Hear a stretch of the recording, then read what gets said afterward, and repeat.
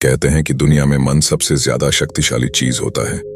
अगर किसी चीज को तुम पूरे मन से चाह लो तो तुम उसे हासिल कर सकते हो। ये मैं नहीं कहता, ये सभी महापुरुषों का कहना है। लेकिन अगर यह सत्य है, ये सच है, तो हम जो अपने मन से चाहते हैं वह हमें हासिल क्यों नहीं होता है? भाई, कोई भी इंसान अपने मन में तो दुख नहीं चाहेगा, लेकिन वो रहता तो दुखी है। हर इंसान अपने मन से तो कामयाब होना चाहता है, खूब पैसा कमाना चाहता है, लेकिन फिर भी वह कामयाब नहीं होता। भला ऐसा दुनिया में कौन इंसान होगा जो अपने मन में यह चाहेगा कि मैं नाकामयाब रहूं या मैं पैसा ना कमाऊं? सोचने की बात है तो इसमें दो चीज निकलकर सामने आती है। या तो वह महापुरुष गलत थे जिन्होंने ये बात बोली कि मन से चाहे हुई चीज हासिल हो जाती है, या फिर हम गलत हैं। आज की पोस्ट में मैं जो कहानी बताने वाला हूं उसमें आपको एक ऐसा मंत्र मिलेगा। उसे समझने के बाद आपको एक ऐसा मंत्र का पता चलेगा जिससे आप यह समझ पाएंगे कि अपने मन से कोई भी चीज कैसे करवाई जाती है, मन में किसी भी बात का बीज कैसे बोया जाता है। यह इस कहानी से आपको अच्छी तरह से समझ में आ जाएगा, और इससे आप यह भी समझ पाएंगे कि आकर्षण का नियम, लॉ ऑफ अट्रैक्शन, कैसे काम करता है। कहानी छोटी सी है लेकिन बहुत ही गहरी है। इस पोस्ट को पूरा लास्ट तक पढ़ना तो ही आप अच्छे से इस कहानी का पूरा लाभ ले पाएंगे।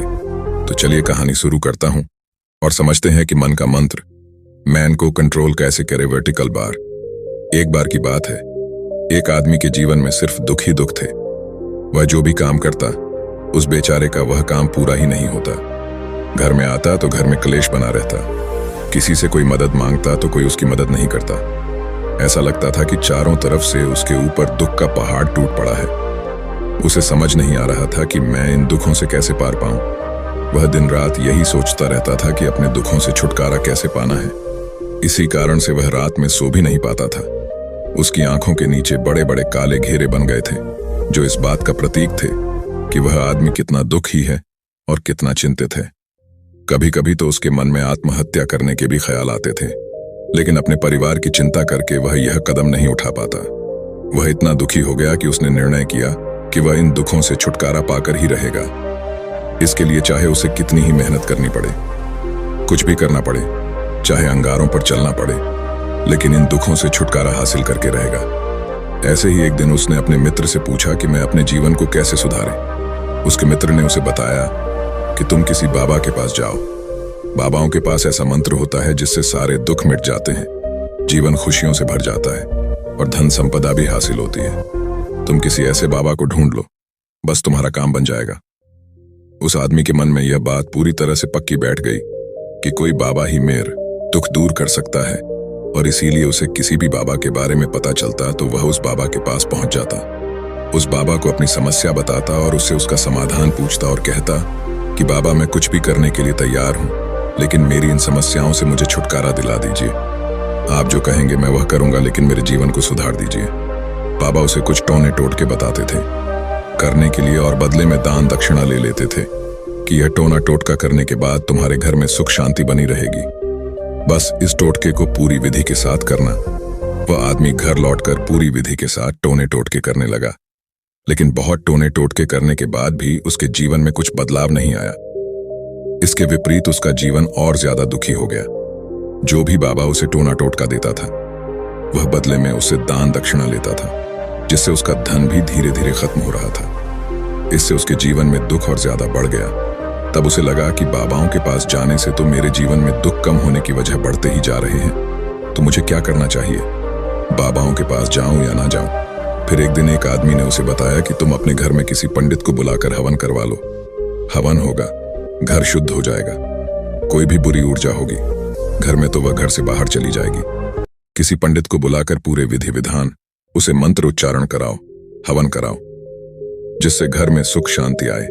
उस आदमी के मन में यह बात बैठ गई और उसने एक पंडित को अपने घर पर बुलाकर हवन करवा दिया।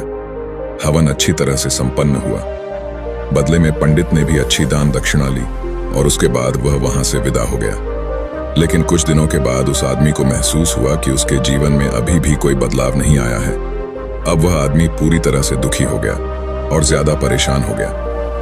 अब तो उसे लगने लगा था कि मेरे जीवन में से दुख कभी खत्म ही नहीं होंगे, और यही सोच सोच कर उस आदमी का बुरा हाल हो गया था।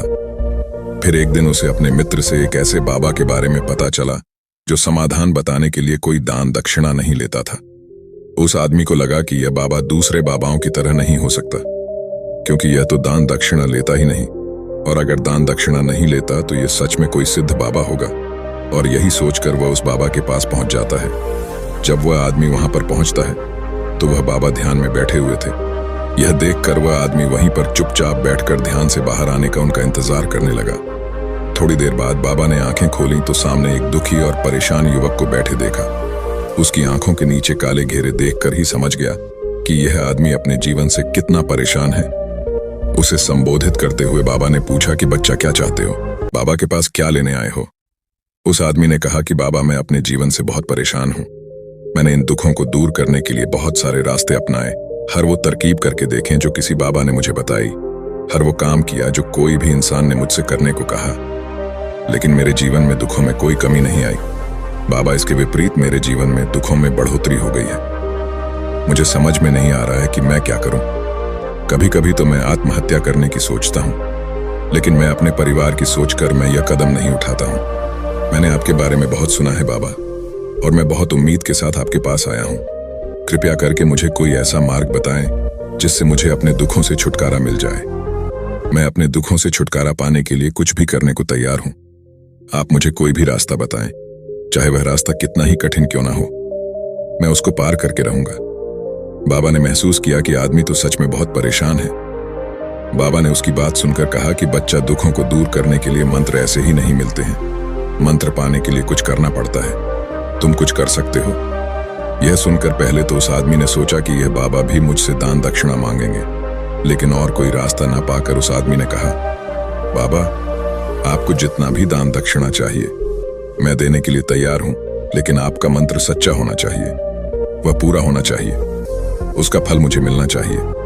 उसके बाद मैं आपको जो भी दान दक्षिणा लेना चाहते हो मैं आपको दे दूंगा। बाबा ने कहा, दान दक्षिणा तो बहुत छोटी चीज है, मुझे वह नहीं चाहिए। इस पर वो आदमी सोच विचार करके बोला, तो बाबा, मैं अंगारों पर भी चलने के लिए तैयार हूं, आप मुझे बस आज्ञा दीजिए। बाबा ने कहा कि अंगारों पर चलने वाली छोटी चीज मैं तुमसे नहीं कराने वाला हूं। मैं जो तुमसे कराने वाला हूं वह बहुत कठिन मंत्र है, उसे पूरा कर पाओगे। उसने कहा, बाबा, आप मुझे बताइए तो सही, मुझे करना क्या होगा? मैं कुछ भी करने के लिए तैयार हूं। इस पर बाबा ने उसे कहा कि यहां से जब तुम अपने घर जाओ तो रास्ते में अपने मन में यह दोहराते जाना कि मैं सुखी हूं, मैं सुखी हूं। बार बार अपने मन में यही दोहराना और याद रहे, जुबान पर यह नहीं आना चाहिए, यह सिर्फ मन में दोहराना है। यह सुनकर वो आदमी बोला, बाबा, बस इतनी सी बात, यह तो मैं चुटकी बजाते कर लूंगा, लेकिन इससे होगा क्या? बाबा बोले कि इस मंत्र को करके तो देखो। वैसे भी तुमने इतने बाबाओं के मंत्र किए हैं, तो इस मंत्र को भी करके देख लो। उस आदमी ने सोचा कि बाबा कुछ दान दक्षिणा तो ले नहीं रहे हैं, और छोटा सा मंत्र है, इसे तो मैं कर ही लूंगा। वो बोला, ठीक है बाबा, मैं यह मंत्र जरूर करूंगा। और वो आदमी यह कहकर वहां से चलने लगा। लेकिन जैसे ही वह चलने लगा, पीछे से बाबा ने बोला कि बच्चा, एक बात याद रखना, जब तुम यह मंत्र अपने मन में दोहराना तो तुम्हारे मन में बंदर के विचार नहीं आने चाहिए, बंदर का ख्याल भी नहीं आना चाहिए, तो ही यह मंत्र सिद्ध होगा। आदमी बोला, मुझे तो आज तक बंदर का कोई विचार नहीं आया, तो अब क्यों आएगा? आप चिंता मत करिए बाबा, मैं बस मन में यही दोहराऊंगा कि मैं सुखी हूं, मैं सुखी हूं। इसके अलावा बंदर का कोई भी विचार मेरे मन में नहीं आएगा। यह कहकर वह आदमी वहां से चल देता है। दोस्तों, वीडियो में आगे बढ़ने से पहले आपसे एक रिक्वेस्ट है कि आप हमारे चैनल को सब्सक्राइब कर लें, ताकि आपके लिए मैं ऐसे ही मोटिवेशनल कंटेंट लाता रहूं, और वीडियो को लाइक भी कर दे। वह अपने मन में मैं सुखी हूं, मैं सुखी हूं, यह दोहराता हुआ थोड़ी दूर ही चला था कि उसके मन में अचानक बंदर का ख्याल आ गया। बंदर का ख्याल एक बार आया और चला भी गया। लेकिन उस आदमी ने सोचा, आज तक तो मुझे बंदर का कोई भी विचार नहीं आया, यह आज बंदर का विचार क्यों आ गया? और ऐसे करके उसने उस बंदर के विचार को पकड़ लिया, और यह भूल गया कि मुझे क्या मंत्र दोहराना है, और वह बंदर के बारे में सोचने लगा। जब थोड़ी देर बाद फिर से उसे होश आया, तो वह फिर से अपना वही मंत्र दोहराने लगा जो बाबा ने उसे बताया था, मैं सुखी हूं, मैं सुखी हूं। लेकिन अचानक से उसे एक बंदर दिखाई दिया, और यह देखकर फिर से उसके मन में बंदर का विचार उठ गया, और यह देखकर वह इस विचार को बाहर फेंकना चाहता था, और वह चाहता था कि मेरे अंदर किसी तरह से बंदर का विचार ना आए, लेकिन उसे तो सामने बंदर ही दिखाई दिया। ऐसे ही जद्दोजहद करते करते घर पर पहुंचा। और घर पर पहुंचने के बाद अपनी पत्नी को कहा कि हे बंदरिया, मुझे खाने में बंदर परोस दो। और जब उसे एहसास हुआ कि उसने क्या बोल दिया तो वह अपने बाल नोचने लगा और दीवारों में सर मारने लगा कि आज तक मुझे बंदर का कोई भी विचार नहीं आया और आज मुझे ये क्या हो गया है कि मुझे हर जगह बंदर ही बंदर नजर आ रहे हैं। ये कैसी माया है। यही सोच सोच कर वह आदमी रात भर सो नहीं पाया। रात भर करवटें बदलते रहा और सुबह उठकर सीधे उसी बाबा के पास पहुंच गया और उसके चरणों में गिरकर कहा कि बाबा, पता नहीं क्या चमत्कार हो रहा है। आज तक मुझे बंदर का कोई विचार नहीं आया, लेकिन कल से जब से आपने मुझसे कहा कि बंदर का विचार नहीं आना चाहिए, तब से मुझे हर जगह बंदर ही बंदर नजर आ रहे हैं। उस आदमी ने कहा कि बाबा, मुझे तो आपके पीछे पेड़ पर बैठा बंदर केले खाते हुए दिखाई दे रहा है। ये हो क्या रहा है बाबा? ये सुनकर बाबा हंसने लगे। हाँ हाँ हाँ हाँ बच्चा, मन का जाल एक ऐसा जाल है जिसे समझ पाना इतना आसान नहीं है। बंदर तो तुम्हारे रास्ते में पहले भी आते थे। जब तुम मेरे पास आए थे तो इन्हीं पेड़ों पर यह बंदर घूम रहे थे, लेकिन तब तुम्हारे ध्यान में यह बंदर नहीं था। तब तुम्हारे ध्यान में सिर्फ दुख थे। इसके बाद बाबा ने उसे बताया कि बच्चा, हम जिस चीज से भी दूर भागना चाहते हैं वही चीज हमारे मन में बहुत गहरे में प्रविष्ट हो जाती है और हमारे अंतर्मन में समा जाती है। असल में हम जिस चीज से छुटकारा पाना चाहते हैं उससे छुटकारा इसीलिए पाना चाहते हैं कि वह हमारे साथ बहुत गहरे से जुड़ी हुई है और हम जितना ही उससे छुटकारा पाना चाहते हैं वह उतनी ही गहरी हमारे मन में बैठती चली जाती है और आखिरकार हमारे अंतर्मन में छा जाती है। ऊपर से तो हम चाहते हैं सुखी होना कि मैं सुखी हूं, सुखी हूं। हमारे होंठ भी यही बोलते रहते हैं, लेकिन हमारे मन में दुख समाये होते हैं। हमारे विचारों में हमारे मन में दुख ही दुख दिखाई देते हैं। इसीलिए अपनी जुबान से बार बार यह बोलने से कि मैं सुखी हूं, मैं सुखी हूं, हम सुखी नहीं होंगे जब तक ये मंत्र हमारे अंतर्मन में प्रविष्ट नहीं होगा। इस पर उस आदमी ने पूछा कि बाबा, लेकिन यह मंत्र हमारे अंतर्मन में प्रविष्ट कैसे होगा? यह सुनकर बाबा ने कहा कि बच्चा, अपने दुखों से लड़ना बंद कर दो। जब तक तुम अपने दुखों को दूर करने की सोचते रहोगे तब तक वो दुख तुमसे चिपके रहेंगे, तब तक वो दुख तुम्हारे अंतर्मन पर अपना राज बनाए बैठे रहेंगे। और जिस दिन तुम उन दुखों के बारे में सोचना ही छोड़ दोगे, उन दुखों से छुटकारा ही नहीं पाना चाहोगे, उसी दिन से तुम्हारे जिंदगी से दुख गायब हो जाएंगे। क्योंकि किसी भी चीज से छुटकारा पाने के लिए हमें उस चीज के बारे में सोचना पड़ता है और हम जितना ही उस चीज के बारे में सोचते हैं वह उतनी ही गहरी हमारे मन में प्रविष्ट होती चली जाती है। निष्कर्ष/कंक्लूजन, हम अधिकतर समय दुखों के बारे में ही सोचते हैं। हम यही सोचते हैं कि हमारे जीवन में दुख है और हमें इससे छुटकारा पाना है। इसी वजह से बार बार सोचने से वो दुख हमारे अंतर्मन में प्रविष्ट हो जाते हैं और हमें एहसास भी नहीं होता। इसीलिए अगर तुम दुखों से छुटकारा पाना चाहते हो तो दुखों से छुटकारा पाने के बारे में सोचना छोड़ दो, तुम्हें दुखों से छुटकारा मिल जाएगा। अक्सर आदमी धूम्रपान छोड़ना चाहता है, शराब छोड़ना चाहता है, सुबह अपने आप से यह वादा करता है कि मैं कोई भी गलत काम नहीं करूंगा, लेकिन शाम को जब लौटता है तो नशे में चूर होकर लौटता है। ऐसा क्यों होता है? जो हम सोच रहे हैं वह पूरा कर ही नहीं पा रहे हैं। असल में हम उस चीज को बहुत ज्यादा तवज्जो दे रहे हैं, उस चीज को बहुत ज्यादा अहमियत दे रहे हैं।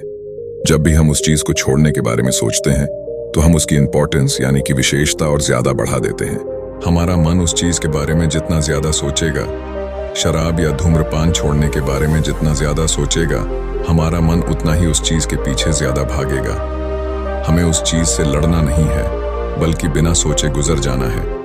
और अगर हम इस मंत्र को समझ लेते हैं तो हम अपने जीवन में जो भी पाना चाहते हैं उसे अपने अंतर्मन में डाल सकते हैं और एक बार वो लक्ष्य हमारे अंतर्मन में बैठ जाता है तो फिर सफलता पाने में कोई समस्या नहीं आती, कोई दिक्कत नहीं आती। तो दोस्तों, कैसी लगी आपको ये कहानी?